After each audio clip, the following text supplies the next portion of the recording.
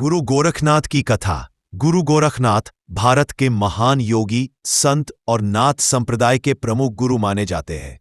कहा जाता है कि वे भगवान शिव के अवतार थे, जिन्होंने मानवता को योग और आत्मज्ञान का मार्ग दिखाया। उनके गुरु मत्स्येंद्रनाथ थे, जो स्वयं अद्भुत योगसिद्ध थे। कथा के अनुसार एक बार भगवान शिव पार्वती जी को एकांत में योग का रहस्य समझा रहे थे। पार्वती जी गहरी नींद में थीं, परंतु एक मछली यह ज्ञान सुन रही थी। भगवान शिव ने कहा कि जो भी यह ज्ञान सुन रहा है वह सिद्ध हो जाएगा। तब उस मछली को वरदान मिला और वह मत्स्येंद्रनाथ के रूप में जन्मी। मत्स्येंद्रनाथ ने आगे चलकर गोरखनाथ नामक एक बालक को अपना शिष्य बनाया। कहा जाता है कि यह बालक माता के वरदान से पैदा हुआ था। माता ने वर्षों तक भगवान शिव की पूजा की थी।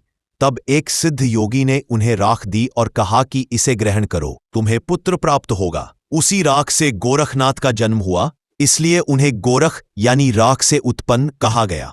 गुरु गोरखनाथ बचपन से ही विलक्षण थे। उन्होंने कठिन तपस्या और साधना द्वारा अलौकिक शक्तियां प्राप्त की। वे हवा में चल सकते थे, जल पर विचर सकते थे और मृत प्राणियों को जीवन दे सकते थे। लेकिन उन्होंने कभी अपनी सिद्धियों का प्रदर्शन नहीं किया। वे उन्हें केवल लोक कल्याण के लिए उपयोग करते थे। एक प्रसिद्ध कथा के अनुसार जब उनके गुरु मत्स्येंद्रनाथ कामरूप देश में रानी और नृत्यांगनाओं के मोह में फंस गए, तब गोरखनाथ ने उन्हें मुक्त कराया। वे बालक रूप में वहां पहुंचे, अद्भुत योग बल से महल में प्रवेश किया और अपने गुरु को संसारिक मोह से छुड़ाकर वापस साधना की राह पर लाए। यह घटना गुरु शिष्य की सच्ची भक्ति का प्रतीक मानी जाती है।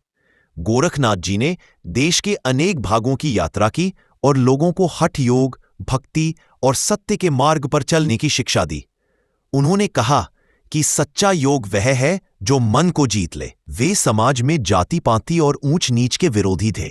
उन्होंने सिखाया कि ईश्वर सभी में समान रूप से विद्यमान है। कृपया करके जाते जाते मेरे YouTube चैनल को लाइक और सब्सक्राइब भी कर देना।